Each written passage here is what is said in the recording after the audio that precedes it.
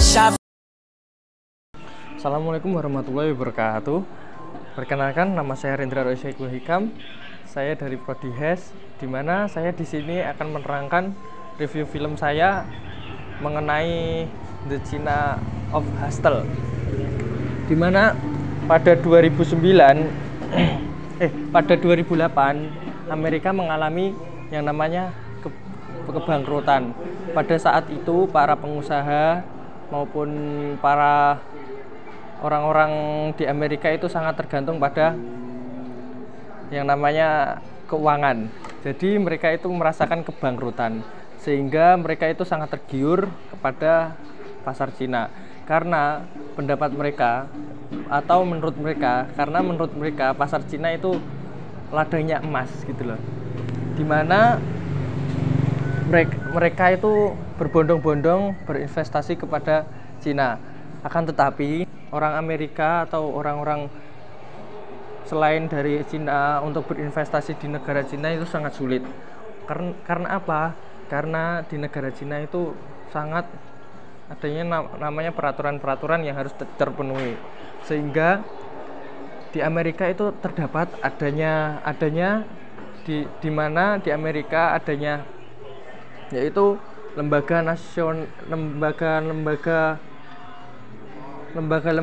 diakui oleh pemerintah seperti bank-bank yang tidak bank-bank swasta gitu loh.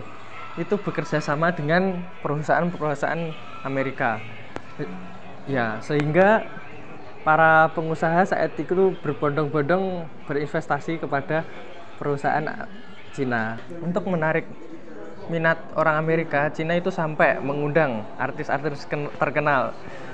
Dari rapper terkenal itu Snoop Dogg, terus Billy Idol. Setelah itu ada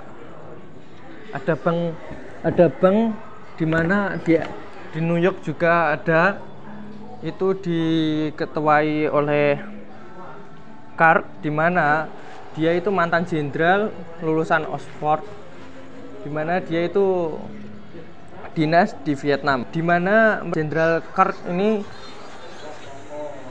melakukan transaksi jual beli saham, investasi saham kepada perusahaan-perusahaan Cina itu sangat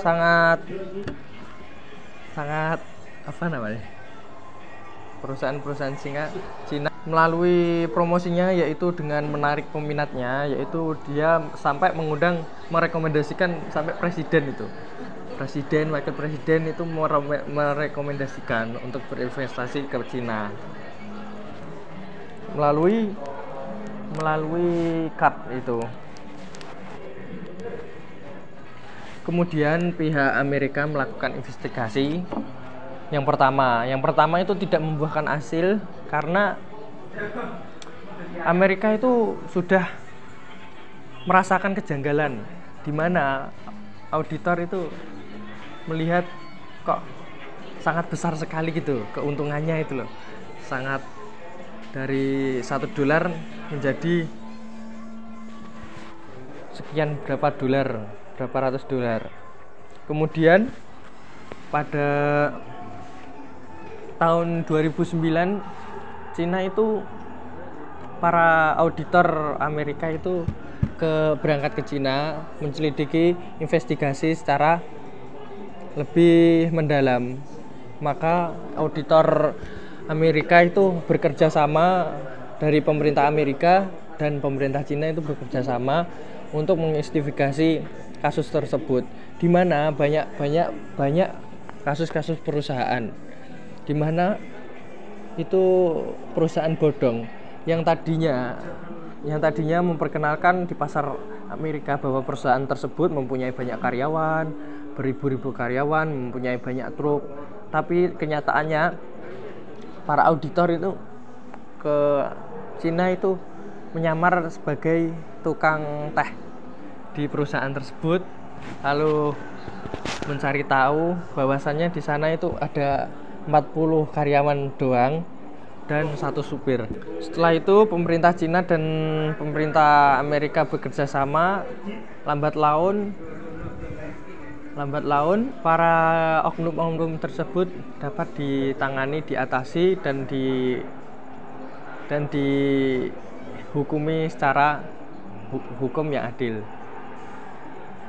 Cukup sekian presentasi dari saya. Bila banyak kurangnya mohon maaf.